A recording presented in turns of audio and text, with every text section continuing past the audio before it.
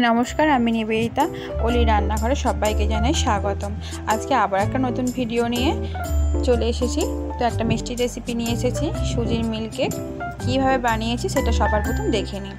তো কড়াইয়ের মধ্যে আমি 2 থেকে 3 চামচ বাটার দিচ্ছি, আর তার সাথে 1 চামচ ঘি দিচ্ছি। পাইল করে দিচ্ছি, তোমরা যে কোনো একরকম দিতে পারো। ঘিটা দিলে খুব সুন্দর একটা সেন্ট আসে, তাই 1 চামচ ঘি দিচ্ছি পাইল করে। দেখো দিয়ে দিয়েছি। বাটারটার ঘিটা ভালো করে মিশিয়ে নিচ্ছি। তো এখানে আমি একটা কাপ নিয়েছি, 1 কাপ মেপে সমস্ত কিছু উপকরণ নিতে হবে। 1 কাপ সুজি নিয়ে নিচ্ছি। তো সবার প্রথম সুজিটা লো ফ্লেমে হালকা করে ভেজে নেব। ওভেনটা কিন্তু জোর দিলে কালারটা সুজি চেঞ্জ হয়ে যাবে, তাই লো ফ্লেমে ভাজতে হবে।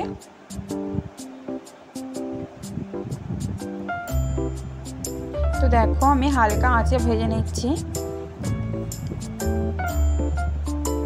কালারটা অনেকটাই চেঞ্জ হয়ে গেছে।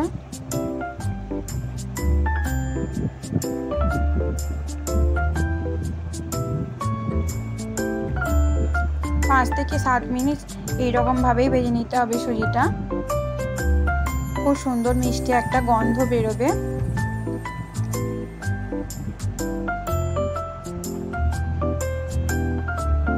তো আমার এই রান্নাগুলো যদি ভালো লেগে থাকে তাহলে আমার চ্যানেলটিকে লাইক, সাবস্ক্রাইব এবং শেয়ার করতে ভুলবে না।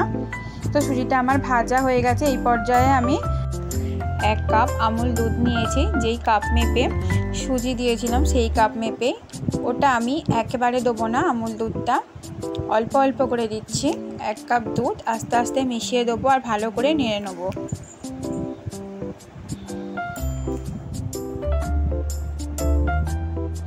দেখো দেওয়া হয়ে গেছে। ভালো করে এটা ভেজে নিচ্ছি, ভালো করে সুজির সাথে মিশিয়ে নিচ্ছি।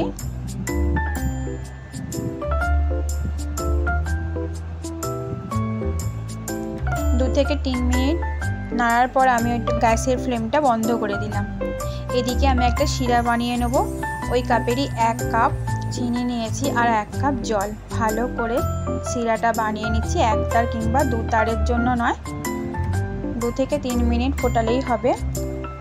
তো সুজি ওভেনটা আমি অন করে দিয়েছি আর অল্প অল্প করে চিনির শিরাটা দিচ্ছি আর মিশিয়ে নিচ্ছি।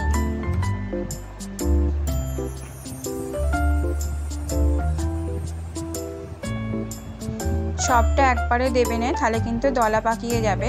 অল্প অল্প করে দিতে হবে আর মেশাতে হবে।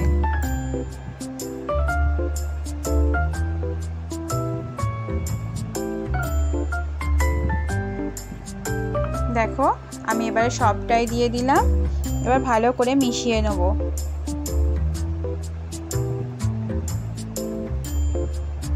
অনেকটাই পাতলা হয়ে গেছে, এটা ভয়ের কোনো কারণ নেই। আস্তে আস্তে ওভেনটা জোর দিলেই কিন্তু এটা অনেকটাই টাইট হয়ে যাবে। দেখো সমস্ত কিছু মিশে গেছে। এবারে আস্তে আস্তে একটা ডুয়ে পরিণত করে নিতে হবে। দেখো অনেকটাই টাইট হয়ে গেছে। আস্তে আস্তে লো ফ্লেমে এবার নাড়তে হবে। যত এটা টাইট হবে তত কিন্তু খেতে মিষ্টিটা আরও খুব সুন্দর হবে। তো আমি যেই পাত্রকে ঢালবো, দেখো একটা টিফিন বক্সে ঘি ভালো করে মাখিয়ে রেখেছিলাম আর টিফিন বক্সের ওপরে আমি ঢেলে নিচ্ছি। ভালো করে সেট করে নিচ্ছি। 1 থেকে 1.5 ঘন্টা এটা পাখার মুখ তলায় রেখে দিতে হবে। দেখো কালারটা কতটা চেঞ্জ হয়ে গেছে। আমি 1.5 ঘন্টা পর দেখাচ্ছি। সাইডগুলো ভালো করে কেটে নিচ্ছি। একটা প্লেটের মধ্যে আমি ঢেলে নিচ্ছি। এবার সাইজ মতন ছুরি দিয়ে কেটে নেব। তো রেডি হয়ে গেল আমার সুজির মিল্ক কেক। তোমরা যে যেরকম শেপ দিতে পারবে দিয়ে দেবে। আমি চৌকো শেপটা দিচ্ছি।